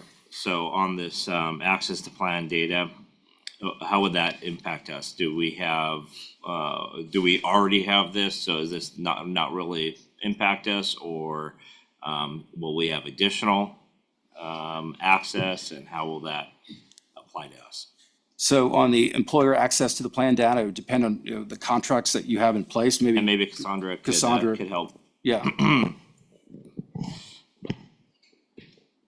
And if I'm putting you on a spot because we aren't familiar with it, then I would definitely like to know, what, because when I see this, I go, okay, maybe this is additional costs where we're going to be doing additional audits, and we need to start thinking about these things. No, because we're fully insured plan, we have a stopgap in there. Okay. We have in the past been able to audit our CVS plan utilizing auditors that we chose, which was our healthcare consultants, to do so. So they have allowed us to come in and audit them before. So I would not see anything that would prevent us from doing it in the future. Got it. Okay, perfect. Thank you. Let's open it up to questions. Mr. Rue. Quick question, slide 17. Just curious, it's not. So you said all the weight loss drugs are covered by Medicare if if you have disease or cardiovascular disease, but only Wegovy is covered for other stuff? So you could prescribe a weight loss drug for diabetes. You couldn't do it if you're overweight. But Wegovy would qualify if you're overweight and you have a cardiovascular disease. Only Wegovy? Only Wegovy. Oh, wow. For now. For now, yes. Right. The floodgates are about to open. There's also a bill, just so you're aware of, that would basically repeal the provision that Medicare can't cover obesity drugs for obesity. So it's been offered the last couple of Congresses. It hasn't gone anywhere. There's a cost. They'd have to figure out, and it's probably going to end up in this Part D negotiation, those manufacturers at some point, I would suspect. But it looks like it's going to eventually happen. It seems that way, doesn't it? Yes, yes. Yeah. And then they're going to come up with a pill format too, right? And that has to get another FDA approval? It would have to be approved, for whatever therapies, but the Wegovy is the only one I'm familiar with, which is an injectable. It's kind of interesting. They're going to charge $1,300. Let's not talk about Medicare.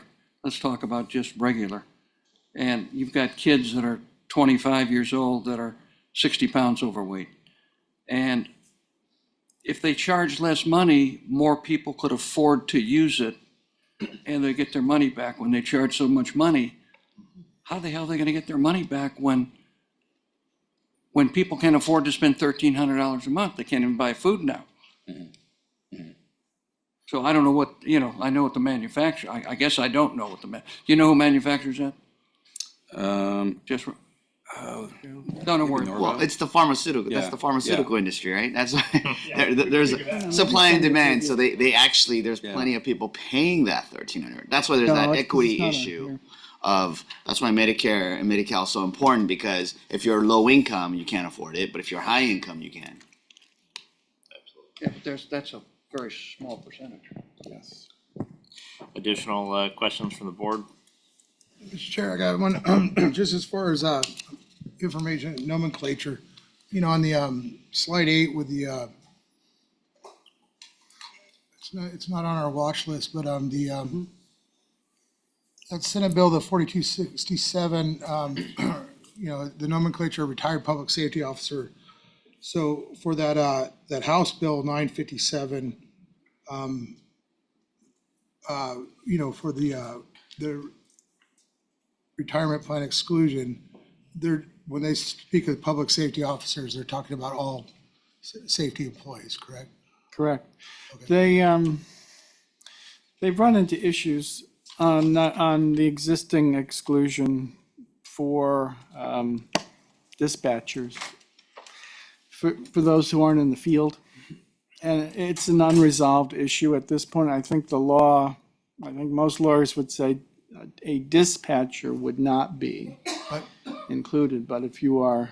But in 207K and the 37, or the FLSA Act, under 207K, dispatchers are, you know, by nomenclature written out of it. So that's a huge hurdle to overcome. The S 4267 uses the definition that is in the law already for helps. So it would be consistent. The definition would be consistent between the new proposal and what exists in the law. And the only, I mean, not to get too deep in the weeds on it, but the only way to really overcome that would be at the local level through MOU. I believe that's right. Negotiation, yeah. That's right. Or repeal the law. Yes. And my second part question is the, you know, some of these, the web fixes and whatnot, I mean, you guys have a pulse on this. And you know, is it the movement that's happening, and you said there's getting traction, is it, you know, is it, for lack of a better term, to save face, you know, they have this constituent base, it's getting older and whatnot, but without going back and saying, hey, some of this stuff was a mess up, is it fair to say that they're approaching this from a? Not necessarily.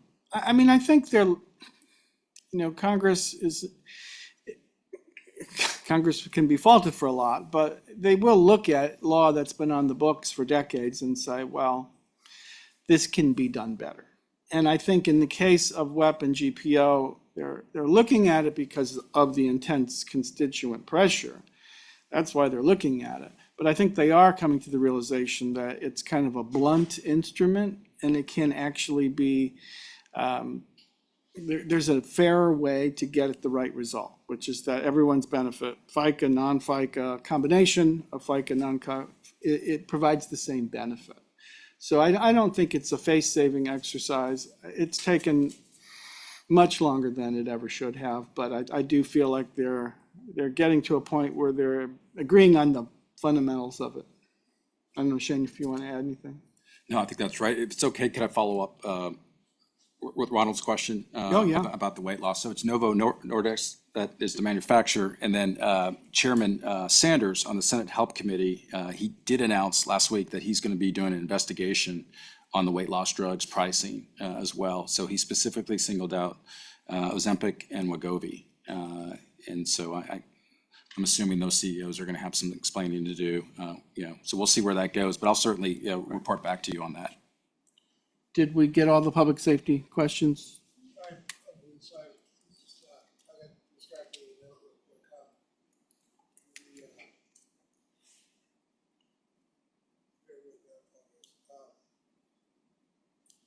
Can you just briefly expand on the private sector? Touched upon it a little bit. The private sector encroachment possibly? Thank you. The Sure. private sector encroachment into these public pension systems, that it sounds maybe, and, We and, can it- go a and really how much traction are these things really Sure. We can go a little forward to that slide. Playing defense, one back. I'm extremely curious about that because Another. we've seen it on the West Coast here with state systems and transitions into contracting and whatnot. Okay. HR 5214 is introduced by a member from North Carolina who's on the Ways and Means Committee. And as last I looked, it was only co-sponsored by members from North Carolina. So it is specifically intended to resolve this dispute that has existed in North Carolina for quite a while. Previous attempts to do this, in fact, carried with it, you see the last bullet, agency has a contract with the political subdivision. That contract had to be in effect by a certain date, and that date was back in the 1970s. So that proposal was clearly what is termed as a rifle shot amendment. It was designed to fix a problem in a particular state. The problem with this new bill is that it took that date out. So now it has national implications. Now, I will say this, a bill like this is dangerous because if you don't go up there and say this is a bad idea for the following reasons, members of Congress just want to help their colleague from North Carolina and it just kind of goes along. So I would say, no, it doesn't have traction today, but I do think plans need to be publicly saying this would take us down the wrong path. And we have lots of reasons why it would take you down the wrong path. They call them in the bill nonprofit employees, but they're private sector employees. They're not public sector employees who would be into the plan or be allowed. So it'd be your decision. You could allow them in your plan if this were to become law. I hope that's the answer to your question. I'd say no traction immediately, but I think it's worth raising and making sure people understand that it's a bad idea. Barry, can we bring this to the boardroom to discuss and then take a position? And so but the 37 Act allows, I mean, I just heard you say it. This retirement fund would still have the autonomy to decide, and others within each jurisdictional area. Yes, but once it's federal law, you're going to get a lot of pressure. Once you're allowed to do something, constituencies will come to you and say, hey, why not me? They've done it over here in this state. And so that's the real danger. But yes, you would retain your autonomy. Thank you. Excellent. It's good to see you guys. And the last thing I got was that, remember that bill that was brought up in NCPERS that dropped because the writer of the bill ended up working for the executive branch. The one that was going to utilize the, I don't want to butcher the nomenclature. It fell dead. It was they were going to base all plans nationally. Yes. Has anybody picked up the ball on that one? And started running? No, Okay, good. No, they have not. For the other trustee, could you please remind us what that was? So for over 10 years, a congressman from California, Devin Nunes, introduced legislation that would have required all public plans in the country to report their funded status to the U.S. Treasury Department based on your assumed rate of return and recalculated based on a Treasury bond rate. So at the time, particularly, there was a tremendous disparity between the two, so that you would be showing two numbers, and these numbers would then be put on a publicly available website at the U.S. Treasury Department. And we always felt, not to question the motives of the member of Congress at the time, but that it was designed to generate bad stories, bad headlines, constituent pressure to change your plans, to move from a DB plan to a DC plan. So no, the good news is no one's picked it up, but certainly they could.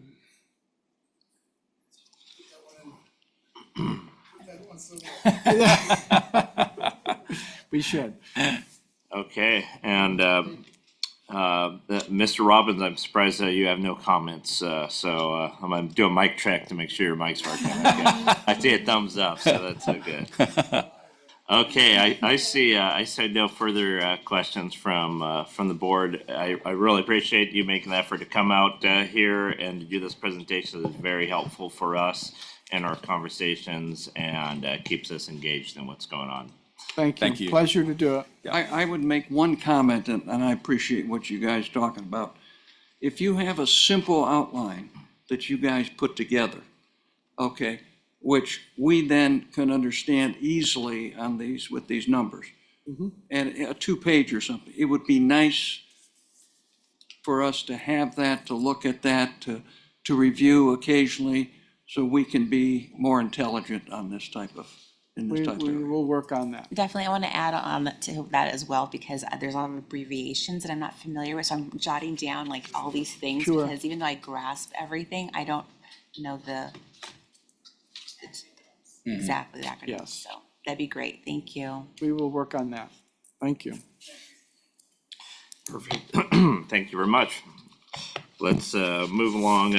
All the remaining reports are information only, so I'll ask if any member of the board has any questions from any of the remaining reports through B through H. Seeing none, we'll move on to the items for staff review. Yes, I had 2 items. Trustee Kehoe requested that staff return HR 5214 in order to take a position. And lastly, Trustee Oakham requested a brief summary of the bills and updates. Perfect. And I'm good for that going to Insurance Legislative and Benefits Committee initially. Okay, items for future agendas. Any requests from the board to agendize future discussion topics? Seeing none, let's go. We're going to do, just for time, we're going to do good of the order, and then we'll take a 10-minute break, and then we'll go into disability. So let's go ahead and do a good of the order. Trustee Green? It's good to see everybody. You know, I always appreciate staff's work into getting these meetings together. And we just had a administrative week, and I wanted to publicly say that that week's on calendar for a reason, because there's a lot of people doing a lot of work behind this machine. And that's it. I'm glad to be here. Good to see everybody, and thanks again. Yep. Trustee Durazo? I'm glad to be here. Thank you everyone for their time. Trustee Harris? Yeah, just a thank you to staff for all the hard work they do, even those that aren't in the room right now. Much we appreciate everything they do on a daily basis, and we're still so happy to see that new group of graduates, and looking forward to a great work product in the future. Thank you. Trustee Roux? Nothing, thanks. Ms. Gray? Have a couple of things, I'm sorry. First of all, I'd like to congratulate our class that just graduated for benefits. I'm very proud of them because I'll be asking them a lot of questions. More importantly, the inaugural retiree healthcare recruitment class, I am really happy to see them because they understand retiree healthcare now. I don't have to go to Cassandra all the time. It is a very important aspect, retiree healthcare, particularly for our members. It is so confusing because you're moving from being a county employee with, a great plan, only to realize that when you retire, you don't have that anymore. And then you're also bombarded with all these agencies like, Scan and Scam and everything else. And then you realize you're giving up a lot of privileges that you have through LACERA. LACERA has a great retirement healthcare plan for all of its members, but we need to be protected from all of those outside influences. The other thing I want to encourage everyone to be excited about, and Mr. Kryman already talked about it, that's our board offsite. I look forward to it every year because the first day is basically administration, operations, and if you don't know how LACERA really works, that's where you go. If there are issues that you have questions about, you can ask there, and they always have someone to answer. And then, of course, the next day is retiree health care and other et cetera issues. Is that right? And that's a great day to spend just educating yourself. This is really like an in-house retreat, and I encourage everyone to attend. If staff can attend, that would be great, because you need to know what we don't know, and because we're going to be coming to you for that.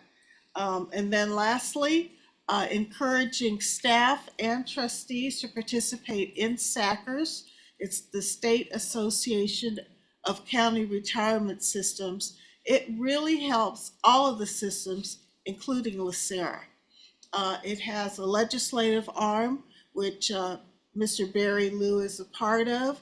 A lot of times we talk about bills that we're going to take a position on, and sometimes SACRS, well, many times SACRS and LACERA and other systems participate. So it's really important that as trustees, we get a handle on this. It's actually part of our fiduciary duty. And lastly, I know Mr. Kehoe said we need to keep LACERA staff or trustees involved. He said that to me, 10 years ago, as I recall, and I took heed to that.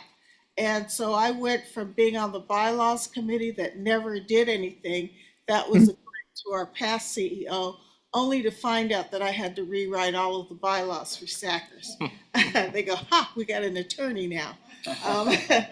But you will really realize the importance of LACERA being part of SACRS, because they always talk about us as the big dogs. And we really are. We are the biggest system that is part of SACRS. So I'd ask everyone to participate, including staff if they can.